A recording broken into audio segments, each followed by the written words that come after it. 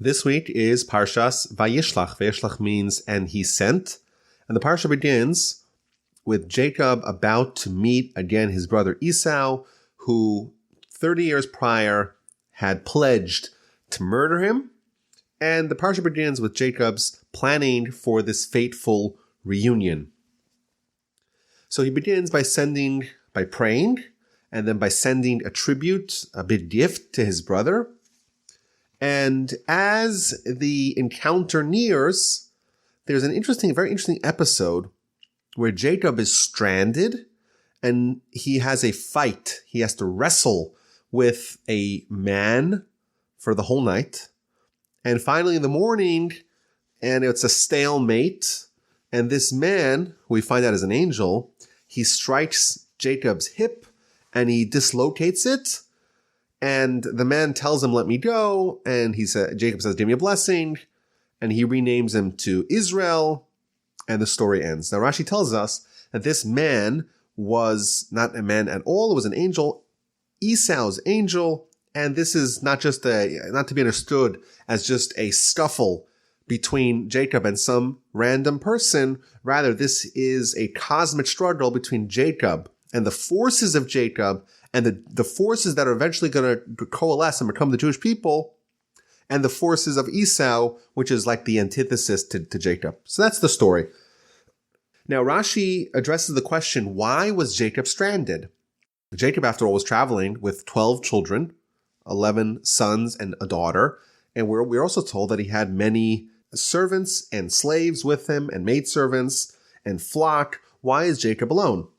So Rashi tells us that he was alone because he forgot small jugs, small pitchers, small cans, and he went back and crossed the river to retrieve them. So Jacob had already, the whole procession, the whole group, the whole caravan had crossed over this river, and they had moved almost everything, all their possessions across the river, but they forgot a few jugs, a few small cans, and Jacob went alone to go retrieve them. And when he was alone, he was vulnerable. And when he was vulnerable, he was attacked by the angel of Esau. That's what Rashi tells us. Now, Rashi gets this from the Talmud, very strange sounding Talmud in the book of Chulin. And the Talmud again says what Rashi says. Elazar says, "Nishtayar al pachim katanim." He went back because of small jugs. And then the Talmud gives us a lesson from. What's the lesson from this? מכאן. From the fact that Jacob went back to retrieve these small jugs, ltzadikim schaviv עליהם ממונם יותר מגופם. From here we learn that tzadikim, they value their money, they value their possessions, יותר מגופם, more than their bodies. Why? Why do they value their money so much, even more than their bodies? לפי שאין פושטין ידיהן בגזל. Tzadikim love their money, their possessions more than their bodies, because they do not extend their hand into theft. They don't steal. And because they don't steal, they love their money more than their bodies. And therefore, Jacob was willing to endanger his body in the middle of the night to go back across the river and to be vulnerable to attack, because those jugs, even though Jacob was inordinately wealthy, but those jugs he cared about more than his body. That's what the Talmud did, which is a very striking thing. And of course, there's a lot of questions that we have to understand here. First of all, what does this mean that tzaddikim love their money so much? How could we even say that they love it more than their bodies, more than their life? They're willing to endanger their life because of a few jugs, especially Jacob, who was so wealthy. It seems very strange. And lastly, this idea that they love their money so much, it's all because they don't steal. It doesn't seem to what's the connection between the fact that they don't steal and the fact that they love their money? Now, it's interesting, this is not the only place in the Talmud where this teaching is taught. In the book of Sota, on page 12a, it's talking about Moshe as an infant. We know there was a decree that Pharaoh had made that all Jewish and eventually all Egyptian boys are thrown into the river, into the Nile. And Moshe's mother, Yocheved, the granddaughter of Jacob, she did not want her son to be killed, but she knew she couldn't keep him at home. So she made a little makeshift box, a little ark, and she put the baby Moshe, the infant Moshe, into the box and put him into the river, and his sister Miriam was tasked with the responsibility of watching the box. Now, the Torah in chapter 2 of Shmos, of Exodus, tells us the material that she used to construct this little boat. What did she make it out of? Did she make it out of really expensive mahogany wood? No. So the verse tells us in chapter 2, verse 3, she could not hide him any longer. So she took him in a wicker basket and smeared it with clay and pitch. She placed the boy in it and placed him amongst the reeds on the bank of the river. So the Torah usually doesn't give us any extraneous details. It doesn't tell us the material of items that are insignificant.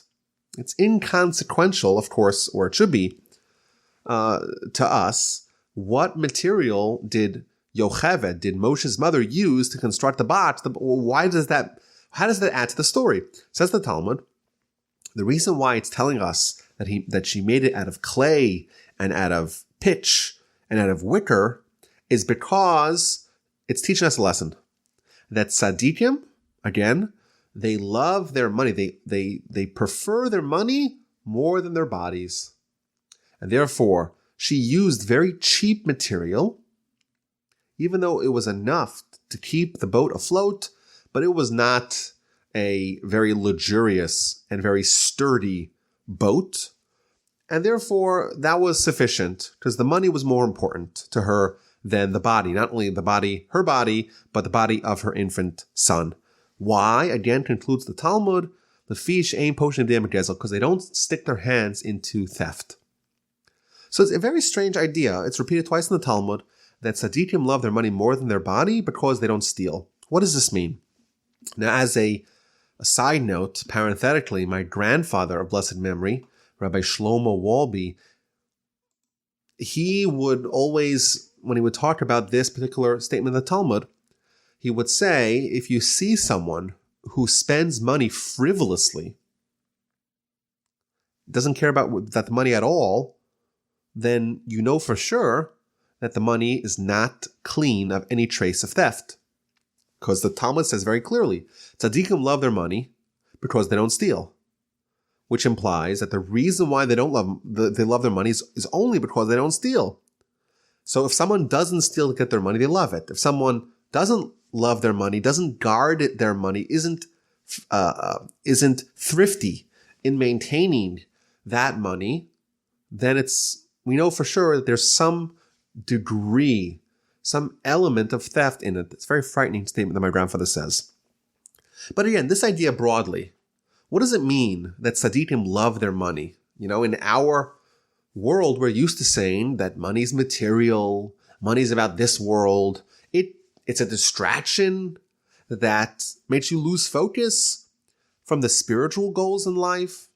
What is this obsession or this love that they have with money, tzadikim? Moreover, the extent that we're saying tzadikim love their money more than their body. How could we say that they love the money so much? And thirdly, what is the connection between the end of the statement, that the reason why they love their money is only because they don't steal? How does that at all prove? How does the fact that they don't steal, how does that prove that they love their money? So I want to offer two answers. The first answer I saw on the commentary of the Ben Ish Chai in the Ben Yehoyada. He was a great Sephardic giant of Torah. He lived at the 19th century and the very early beginning of the 20th century. He was the rabbi of Baghdad. And he wrote voluminously all of Torah and all of Talmud and all of Halacha and everything. And he says a very fascinating answer. He says that a tzaddik is someone that's very fastidious about money. And they're especially someone else's money. They're very careful not to steal even a little bit. They won't go to someone else's house and take a toothpick that's not theirs, unless they were given permission. Why? Because otherwise that's theft. In our minds, we think, what's theft? Theft is when you go and you stick your hand in someone's pocket and you wantonly take someone else's money away from them. The way that tzaddikim view theft is any benefit that I have of someone else's things without permission. So whether that's a paperclip or that's $100 million doesn't matter. And therefore, that's what tzaddikim have it's about their carefulness in theft that causes them to love money. Why? They want to teach their children how important it is not to steal from someone else. And again, not stealing doesn't mean not to steal by going into their house and breaking in and burglarizing someone. It means not to benefit at all from someone else's things. And therefore, they felt a need to heighten the awareness of the value of little things. And Jacob, yes, of course, he was very wealthy. And maybe if it was only about his material possessions, he wouldn't care about small jugs. But what message does that send to his children? We left small jugs on the other side of the river. Forget about them. It's not so important. That's a very dangerous message to give over. Why? Because the kids say, small jugs is no big deal. And then what's going to be? God forbid, they're going to steal some small jug. They'll go to the neighbor and they'll see a jug and they'll be thirsty and they'll start using it without permission. That is theft. And therefore, Jacob, it was so important to implant this powerful lesson in the hearts of his children that we don't take anything for granted in order to prevent them stealing from someone else. Therefore, he was willing even to endanger himself in order to show his children how much he values even the little things.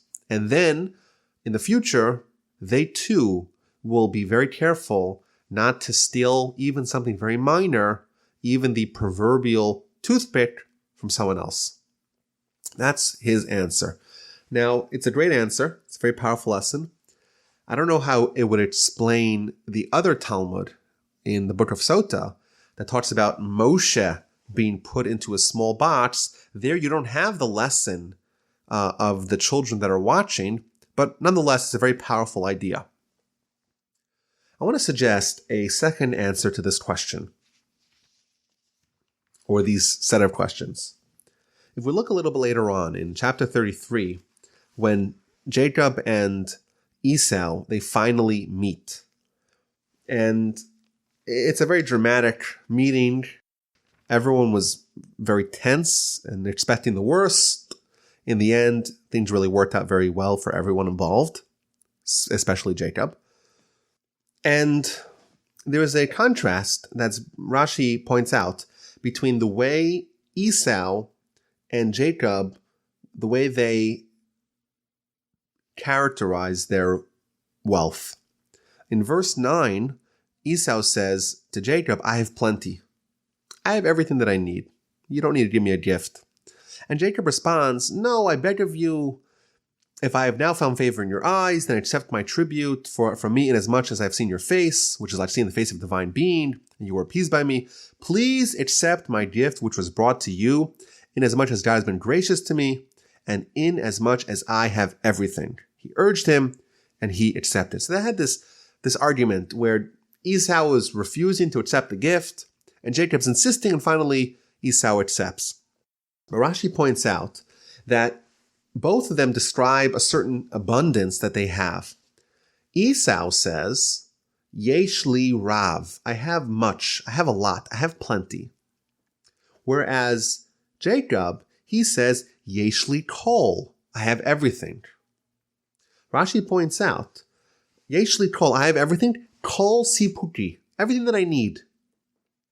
The Esav diber b'lashon gaiva, and Esav spoke in a haughty manner. Yesh li rav, I have a lot, even more than what I need. And I think this really marks the crucial difference between Jacob and Esau. Jacob says, I have everything. What does it mean when someone says, I have everything? That is a tacit acknowledgement that the Almighty is involved in our lives. When someone says, I have everything, what does that mean? It means I'm lacking nothing. And I'm accepting the fact that whatever I have, I got from God, and He has a certain mission, a certain task for me to fulfill. And of course, if he gave me a task to fulfill, he obviously gave me the means to do it, the tools to complete the task. So obviously, I have everything. Now the question could be, how could Jacob know that he has everything? The answer is, no matter what Jacob had, he would say, I have everything.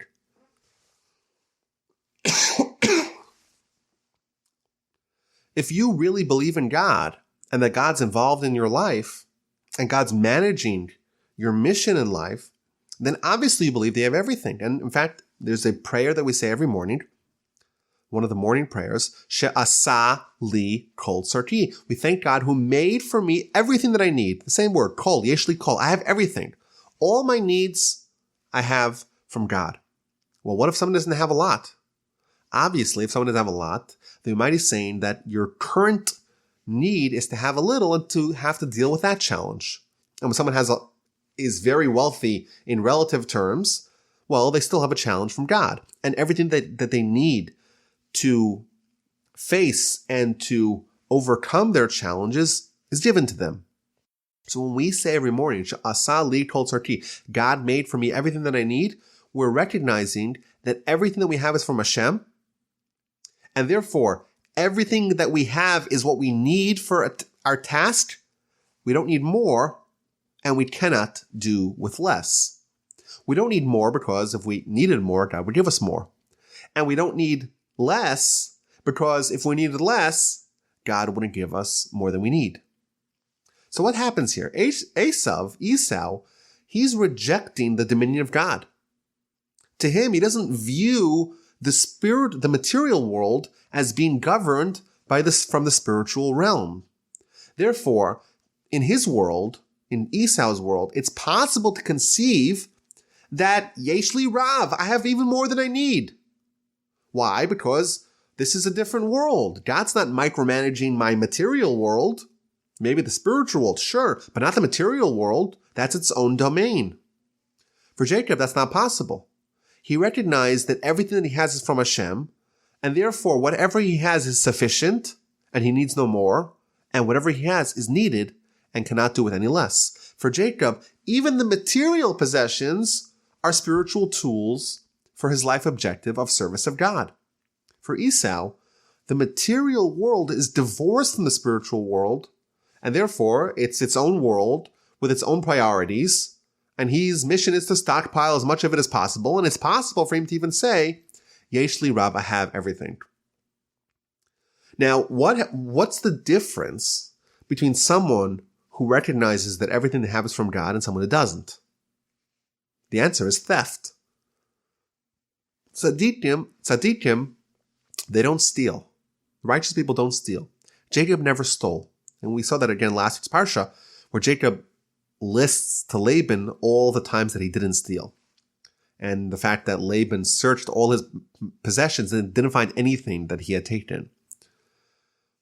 Why did Jacob not steal? Why do tzaddikim not steal? So we think perhaps that they're very righteous and they're very fearful of God and they have yiras shamayim and yiras chet. They have fear of heaven and fear of sin, and they don't transgress the sin of stealing. That's not the reason. The real reason why Jacob didn't steal is because he recognized that everything he needs is given to him by God. If so, there's no need and no desire of what belongs to his fellow. The only way someone could steal is if they don't recognize that God's managing what they need. Jacob recognized that if God did not give to him something that, let's say, belongs to his neighbor, obviously he doesn't need it. Why would he even want to steal? The only reason why someone wants to steal is if they think that what they're going to steal is going to benefit them, or something that they need, or even that they want. Jacob was solely focused on doing what God wanted him to do, and he recognized that God gave him everything that he needs to achieve that, and therefore he didn't even want to steal. Esau, on the other hand, he made a career out of theft because he didn't recognize the fact that everything was from Hashem. And therefore, well, look, I want to stockpile. I want to have yesh li rav. I want to have everything. I want to have plenty. My neighbor has something really nice. Let me go hijack it. What does the Talmud say? Tzadikim chavivim Alehim mammonam yoser megufam, because they don't steal. Tzadikim value their possessions because they don't steal. When someone doesn't steal, it shows that they recognize that Hashem dispenses to each person, that the Almighty dispenses to every one of us whatever it is that we need. It's foolish to steal. Why would someone steal when they have everything they need? You would only steal if you don't have, or you assume you don't have everything that you need. But on the flip side, if Hashem dispenses to you everything that you need, it's also imperative to maintain whatever it is that you do have. Because whatever you do have was given to you by God. And if it was given to you by God, obviously you need it. And therefore, I don't hear the fact that Jacob is wealthy. Doesn't matter he's wealthy. Where did the wealth come from? It came from God. Where did those small jugs on the other side of the river, where did they come from? It also came from God. And God said, you need that. What do you need it for? I saw some of the commentaries actually said that these jugs were ones that they would use to drink from. And therefore, maybe that you would use it because the kids need to drink a lot when they're doing a big trip. And therefore, perhaps it's a suggestion that he needed it because he needed to drink from it. But regardless, the fact that you have it and you didn't steal it, it's obvious that the reason why you have it is because God says you need it. And if you need it, how could you leave it on the other side of the river? Therefore, from the fact that Jacob, he didn't steal, that reveals that he recognized that Hashem is the one who gives everything that a person needs, no more, no less. And therefore, the items, the inexpensive items that he left on the other side of the river must be retrieved. So that answers the first two questions. Why do tzaddikim love their money? They love it because it came from God. It's a tool that they need for their mission. Why do they love it so much more than their body? That's the one outstanding question, because we know how it connects now to the idea of theft, because theft only exists when someone does not recognize that everything they have is from God. But why more than their body? So that's a hard question, because the body, well, isn't the body also something that's given to you from God to accomplish your mission? So why would you love the money more than your body? So I want to suggest an answer. Maybe there's other answers as well. Perhaps we can suggest that money or possessions are something that someone could use for more mitzvos than their body. How so? So this is a suggestion. I'm speculating here. The Talmud tells us in the book of Sukkah on page 49b, Gedola chesed, that chesed is greater, chesed, kindness, is greater than charity, because charity is only done with money. Kindness, chesed, is done with money and with body, with mamono ubegufo. And therefore, if you had to weigh what's greater, kindness or charity, kindness is greater because kindness is done with both, with money and with the body, whereas charity is only done with the money. That's what the Talmud says. But I would ask, what if we asked a different question? Which is greater, money or body?